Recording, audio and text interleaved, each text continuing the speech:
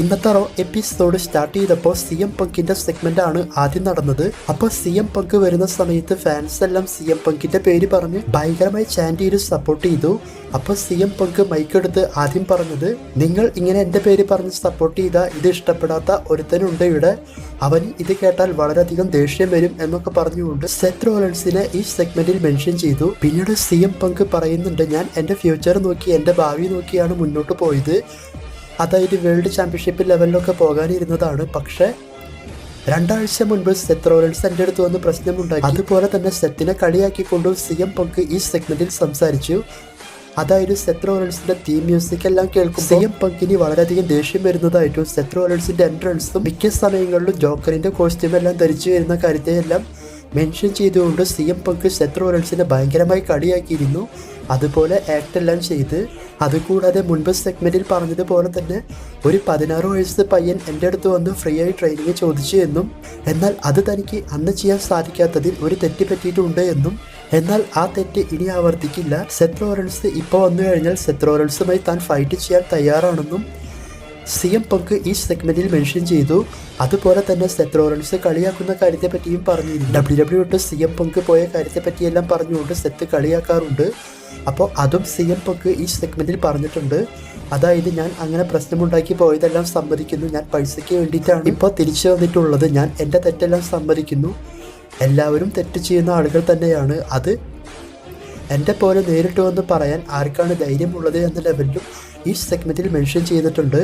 അവസാനം Seth റോളൻസിനോട് റിങ്ങിലേക്ക് വരാനായിട്ടെല്ലാം CM പങ്ക് ആവശ്യപ്പെടുന്നുണ്ട്. അതായത് ഇതിനേക്കാൾ മുൻപാണ് സെത്തിനെ റിങ്ങിലേക്ക് വിളിച്ചത്. അതായത് എൻ്റെ ഫാനായിരുന്ന സെത്ത് റോളൻസിന് ചെറുപ്പത്തിൽ കൊടുക്കാൻ പറ്റാതിരുന്ന ആ ഒരു റെസ്ലിംഗ് ട്രെയിനിങ് താൻ ഇപ്പോൾ കൊടുക്കാം എന്ന ലെവലിലൊക്കെ പറഞ്ഞുകൊണ്ട് പിന്നീട് സെത്ത് റോളൻസ് CM പങ്കിൻ്റെ പേര് പറഞ്ഞുകൊണ്ട് ഫാൻസിൻ്റെ ഇടയിൽ കൂടെ വരുന്നതായിട്ടും അതിനുശേഷം CM പങ്കിനോട് പറയുന്നത്, ഞാൻ ഇവിടെ നിന്ന് നിന്നെ കാണുമ്പോൾ നീ വളരെയധികം ചെറുതായിട്ടാണ് എനിക്ക് തോന്നുന്നത്, അതുപോലെ തന്നെ സെത്ത് റോളൻസ് CM പങ്കിനേക്കാൾ മുകളിൽ വളർന്നിട്ടുണ്ട് എന്നും, പിന്നീട് സെത്ത് റോളൻസ് റെസൽമേനിയയിൽ പല പ്രാവശ്യം മെയിൻ ഇവന്റ് ചെയ്ത കാര്യത്തെപ്പറ്റി CM പങ്കിന് അതൊന്നും സാധിച്ചിട്ടില്ല എന്നൊക്കെ പറഞ്ഞുകൊണ്ട് തന്നെയാണ് ഈ സെഗ്മെന്റിലും സംസാരിച്ചത്. അതായത് എല്ലാ അർത്ഥത്തിലും നോക്കുമ്പോൾ CM പങ്കിനേക്കാൾ ബെസ്റ്റ് താനാണ് എന്ന ലെവലിൽ. പിന്നെ ഈ സെഗ്മെന്റിൽ ഡ്രൂ മാക്കിൻടയറെ തോൽപ്പിച്ച് CM പങ്ക് മുന്നോട്ട് പോയ കാര്യത്തെ പറ്റിയും അത്രയ്ക്കൊന്നും വരില്ല സെത്ത് റോളൻസ് എന്ന് പറഞ്ഞുകൊണ്ട് CM പങ്ക് ഈ സെഗ്മെന്റിൽ മെൻഷൻ ചെയ്തിട്ടുണ്ടായിരുന്നു. ഈ സെഗ്മെന്റിന്റെ അവസാനത്തിൽ CM പങ്ക് റിങ്ങിലേക്ക് വരാനായിട്ടെല്ലാം ആവശ്യപ്പെടും സെത്ത് റോളൻസിനോട്. പക്ഷെ സെത്ത് അതൊന്നും കേൾക്കാതെ അവിടെ നിന്ന് കളിയാക്കുന്ന സമയത്ത് CM പങ്ക് റിങ് വിട്ട് പോയി. ഇവർ രണ്ടുപേരും മാറി മാറി ഫൈറ്റ് ചെയ്തു. ശേഷം സെക്യൂരിറ്റീസ് എല്ലാം ഒന്ന് പിടിച്ചു മാറ്റാൻ നോക്കിയെങ്കിലും സാധിച്ചില്ല. ഇവര് റിങ്ങിലും പോയി ഭയങ്കരമായി ഫൈറ്റ് എല്ലാം ചെയ്ത് മുന്നോട്ട് പോയി. ഈ സെഗ്മെന്റിന്റെ അവസാനത്തിൽ സെക്യൂരിറ്റി ടീമെല്ലാം ഒന്ന് ഇവരെ പിടിച്ചു മാറ്റി കൊണ്ടുപോകുന്നതായിട്ടാണ് കാണിച്ചിട്ടുള്ളത്. അപ്പോൾ ഈ ഒരു സെഗ്മെന്റോട് കൂടിയിട്ട് ഇവരുടെ സ്റ്റോറി സ്റ്റാർട്ട് ചെയ്തിട്ടുണ്ട്. അപ്പോൾ ഈ സെഗ്മെന്റിൽ ഇവർ ഒരുപാട് കാര്യങ്ങൾ പറഞ്ഞിട്ടുണ്ട്. മെയിനായിട്ടുള്ള ചില കാര്യങ്ങളാണ് ഞാൻ മെൻഷൻ ചെയ്തിട്ടുള്ളത്. അപ്പോൾ CM പങ്ക് സെത്ത് റോളൻസ് ഇവരുടെ സെഗ്മെന്റ് അടിപൊളി സെഗ്മെന്റ് ആയിട്ടാണ് തോന്നിയത്. അതിനുശേഷം ജഡ്ജ്മെന്റ് ഡേ ടീമിന്റെ സെഗ്മെന്റ്. അപ്പോൾ ഈ സെഗ്മെന്റിൽ മെയിനായിട്ടും ഉദ്ദേശിച്ചത് ഫിൻ ബാലർ ടീം ഇന്ന് നടക്കുന്ന ടാഗ് ടീം ചാമ്പ്യൻഷിപ്പ് വിൻ ചെയ്താൽ ജഡ്ജ്മെന്റ് ഡേ ടീം മുന്നോട്ട് കൊണ്ടുപോകാൻ സാധിക്കൂ എന്ന ലെവലിലാണ്. അതായത് ഇതുകൊണ്ട് നമുക്ക് മനസ്സിലാക്കാൻ സാധിക്കുന്നത്, ഒരു പക്ഷേ ഫിൻ ബാലർ ടീം ഇന്ന് തോൽക്കുകയാണെങ്കിൽ ലീ മോർഗൻ ലീഡ് ചെയ്യാൻ പോകുന്നത് പോലെയാണ് കാണിച്ചു വെച്ചിട്ടുള്ളത് ഈ ഒരു സെഗ്മെന്റ്. പിന്നീട് ഫിൻ ബാലറും ആ ഒരു ടാഗ് ടീം ചാമ്പ്യൻഷിപ്പ് ഇന്ന് ജയിച്ചുകൊണ്ട് ഇവർ മുന്നോട്ട് പോകും എന്ന ലെവലിൽ ഈ സെഗ്മെന്റ് മൊത്തം അവസാനിപ്പിച്ചു.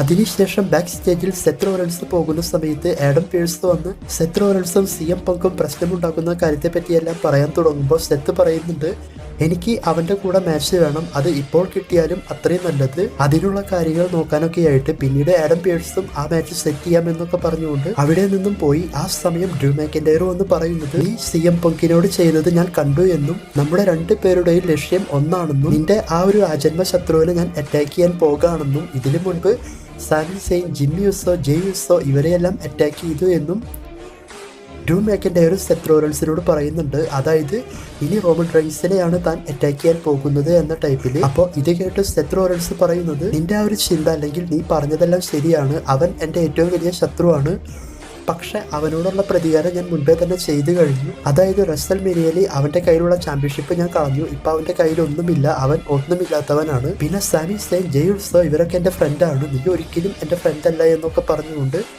സെത്ത് റോളൻസ് ഈ ഒരു സെഗ്മെന്റിൽ ഡ്രൂ മെക്കൻഡയറിനെതിരെ തിരിയുന്നത് പോലെ കാണിച്ചിരുന്നു. അപ്പോൾ ഈ ഒരു ബാക്ക് സ്റ്റേജ് സെഗ്മെന്റും അടിപൊളിയായിട്ടാണ് തോന്നിയത്. ഈ ഒരു സെഗ്മെന്റ് ഇങ്ങനെ കണക്ട് ചെയ്യാൻ മറ്റൊരു കാരണമുണ്ട്, അത് പറ്റാണെങ്കിൽ നാളെ വീഡിയോയിൽ പറയാം.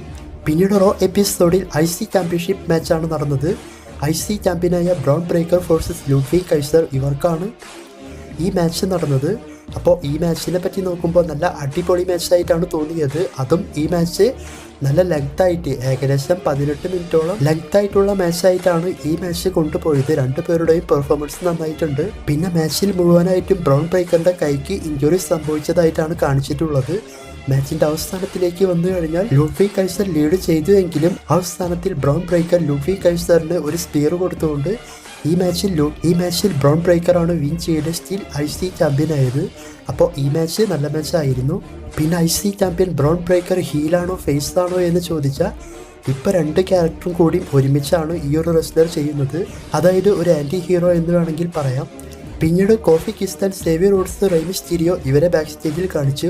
അപ്പോൾ ഈ സെഗ്മെന്റിൽ റെയ് മിസ്റ്റീരിയോട് ഇവരുമായിട്ട് എന്തെങ്കിലും പ്രശ്നമുണ്ടോ എന്നൊക്കെയാണ് സേവിയർ റൂട്സ് ചോദിക്കുന്നത്. അതുപോലെ ലോക്കർ റൂമിലുള്ള ആളുകൾക്കും എന്തെങ്കിലും പ്രശ്നമുണ്ടോ എന്നൊക്കെ.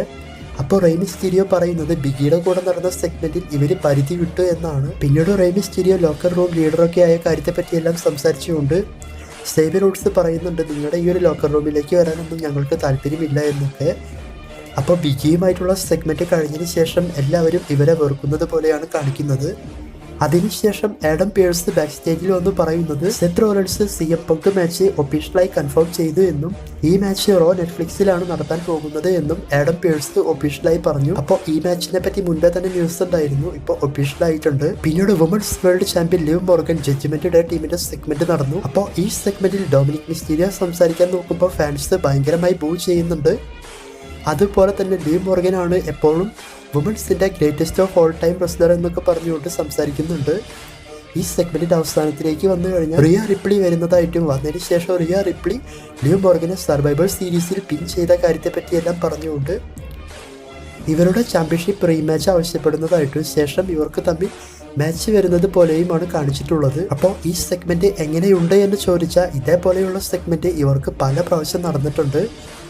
അതായത് ലിവ് മോർഗൻ വന്ന് ഞാനാണ് ബെസ്റ്റ് എന്നൊക്കെ പറയുന്നു, റിയ റിപ്ലി വന്ന് ചാലഞ്ച് ചെയ്യുന്നു, ഇതുപോലെയുള്ള സെഗ്മെന്റ്. പിന്നീട് സെത്തിനോട് ബാക്ക് സ്റ്റേജിൽ വെച്ച് CM പങ്കുമായിട്ടുള്ള മാച്ച് കൺഫേം ചെയ്ത കാര്യത്തെപ്പറ്റി സംസാരിക്കാൻ വേണ്ടിയിട്ട് മൈക്ക് കൊടുക്കുമ്പോൾ സെത്ത് സംസാരിക്കാൻ വേണ്ടി നോക്കും. എന്നാൽ അടുത്ത സെക്കൻഡിൽ തന്നെ ആരോ ബാക്ക് സ്റ്റേജിൽ കിടന്ന് ഫൈറ്റ് ചെയ്യുന്നതായിട്ടും നോക്കുമ്പോൾ അത് ഡ്രൂ മെക്കൻഡയറും സാമി സെയിനുമാണ്. ഇവർ രണ്ടുപേരും ഭയങ്കരമായി ഫൈറ്റ് ചെയ്തു. ശേഷം എല്ലാവരും ഒന്ന് പിടിച്ചു മാറ്റി.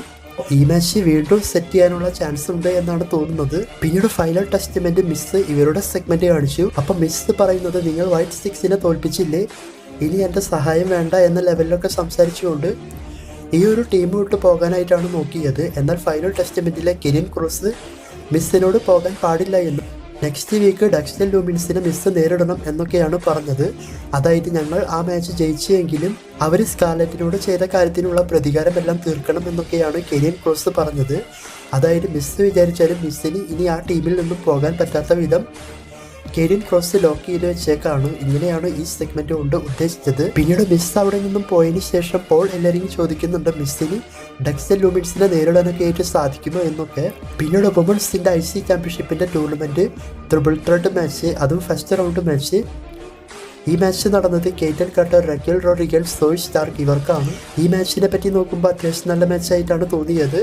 മാച്ചിന്റെ അവസാനത്തിൽ റക്കലെ വിൻ ചെയ്യാൻ പോകുന്നത് പോലെയെല്ലാം കാണിച്ചെങ്കിലും റക്കലിനെ അറ്റാക്ക് ചെയ്ത് റിങ്ങിന് പുറത്തേക്ക് ആക്കി സോയ് സ്റ്റാർക്ക് കേറ്റൻ കട്ടറിന് ഫിനിഷിംഗ് മൂവ് കൊടുത്തുകൊണ്ട് ഈ മാച്ചിൽ സോയ് സ്റ്റാർക്കാണ് വിൻ ചെയ്ത് ടൂർണമെന്റ് മാച്ചിൽ മുന്നോട്ട് പോയത്. അതിനുശേഷം ബാക്ക് സ്റ്റേജിൽ ആൽഫ അക്കാഡമി R-Truth സംസാരിക്കുന്നതായിട്ടും ആ സമയം പീറ്റർ വന്നുകൊണ്ട് R-Truthുമായി പ്രശ്നമുണ്ടാക്കും. അതായത് R-Truth പീറ്ററിനെ ബുച്ച് എന്നൊക്കെ വിളിക്കുന്നത് കൊണ്ടാണ് ഇങ്ങനെ സെഗ്മെന്റ് പോകുന്നത്. ശേഷം ഓട്ടീസ് അതെല്ലാം കയറി തടയുന്നതായിട്ടും ഇവർ രണ്ടുപേര് രണ്ടു വഴിക്ക് പോകുമ്പോൾ അവിടെ ചാറ്റ് കേബിളിന്റെ അമേരിക്കൻ മേൽ ടീം വന്നുകൊണ്ട് ഓട്ടീസുമായി സംസാരിക്കുന്നതായിട്ടും ഈ സെഗ്മെന്റിന്റെ അവസാനത്തിൽ ഓട്ടീസിന്റെ ടീമിനെ വിടാൻ പോകുന്നില്ല എന്നൊക്കെ പറഞ്ഞുകൊണ്ട് ഇവരുടെ മാച്ചിന്റെ സ്റ്റാർട്ടിങ് അക്കീറോ ടുസാവയുടെ കൂടെ ആയിരിക്കും എന്നൊക്കെ പറഞ്ഞ് ഈ സെഗ്മെന്റ് മൊത്തത്തിൽ അവസാനിപ്പിച്ചു. പിന്നെ കൈരി സെയിനെ ബാക്ക് സ്റ്റേജിൽ അറ്റാക്ക് ചെയ്യുന്നത് പോലെയും ഒരു സെഗ്മെന്റ് കാണിച്ചിട്ടുണ്ട്. അവസാന റോ എപ്പിസോഡ് മെയിൻ ഇവന്റായി നടന്നത് വേൾഡ് ടാഗ് ടീം ചാമ്പ്യൻഷിപ്പ് മാച്ചാണ്. ടാഗ് ടീം ചാമ്പ്യൻസ് ആയ Finn Balor, JD McDonagh versus War Raiders ഇവർക്കാണ് ഈ മാച്ച് നടന്നത്. ഇതേ മാച്ച് മുൻപ് റോയിൽ നടന്നു. അതിന്റെ റീമാച്ച് ആയിട്ടാണ് ഈ മാച്ച് വന്നത്. ഈ മാച്ച് എങ്ങനെയുണ്ട് എന്ന് ചോദിച്ചാൽ ഇന്നത്തെ റോ എപ്പിസോഡിലെ ഒരു ബെസ്റ്റ് മാച്ച് ആയിട്ടാണ് ഈ മാച്ച് തോന്നിയത്.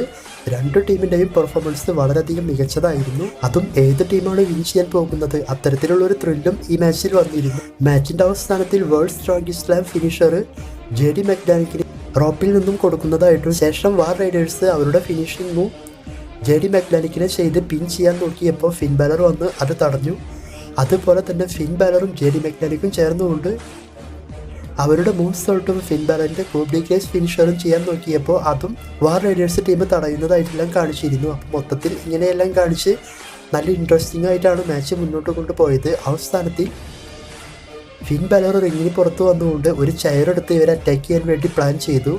അങ്ങനെ ചെയർ എടുത്തപ്പോൾ ചെയർ കിട്ടുന്നില്ല. നോക്കുമ്പോൾ ഡാമിൻ പ്രീസ്റ്റ് ആ ചെയർ പിടിച്ചു വെക്കുന്നതായിട്ടും ചെയർ വലിച്ചുകൊണ്ട് ബാരിക്കേഡിൻ്റെ അവിടെ വെച്ച് ഫിൻ ബാലറിനെ അറ്റാക്ക് ചെയ്യുന്നതായിട്ടും കാണിച്ചു. അതായത് ചെയർ വലിച്ചപ്പോൾ പിന്നീട് ഫിൻ ബാലർ മാച്ചിന് കയറിയ സമയത്ത് വാർ റൈഡേഴ്സ് അവരുടെ കോംബോ ഫിനിഷർ ഫിൻ ബാലറിനെ ചെയ്തുകൊണ്ട് ഈ മാച്ചിൽ ഫിൻ ബാലറിനെ പിൻ ചെയ്ത് ന്യൂ ടാഗ് ടീം ചാമ്പ്യൻസ് ആയി മാറിയത് വാർ റൈഡേഴ്സ് ടീമാണ്. അപ്പോൾ വാർ റൈഡേഴ്സ് വീണ്ടും ടാഗ് ടീം ചാമ്പ്യൻഷിപ്പ് ജയിച്ചേക്കാണ്.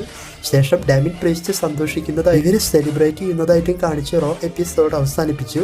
അപ്പോൾ ഡാമിൻ പ്രീസ്റ്റ് ഇങ്ങനെ ചെയ്യാനുള്ള കാരണം നിങ്ങൾക്ക് എല്ലാവർക്കും അറിയാം. ഫിൻ ബാലറുമായിട്ടുള്ള സിംഗിൾസ് മാച്ച് കിടപ്പുണ്ട് ഒരെണ്ണം, അതിന് വേണ്ടിയിട്ടാണ്. അപ്പോൾ ആ മാച്ചും റോ നെറ്റ്ഫ്ലിക്സിലായിരിക്കും. കാരണം റോ നെറ്റ്ഫ്ലിക്സ് ഒരു വേറെ ലെവൽ ഐറ്റം ആയിട്ടാണ് WWE ചെയ്യാൻ പോകുന്നത്. അതിൽ സർപ്രൈസ് ആയിട്ടുള്ള ഒരു സംഭവം ഉണ്ട്. അതും പറ്റുകയാണെങ്കിൽ നാളെ വീഡിയോ ചെയ്യാം. അപ്പോൾ ഇതൊക്കെയാണ് ഇന്നത്തെ റോ എപ്പിസോഡിൽ നടന്നത്.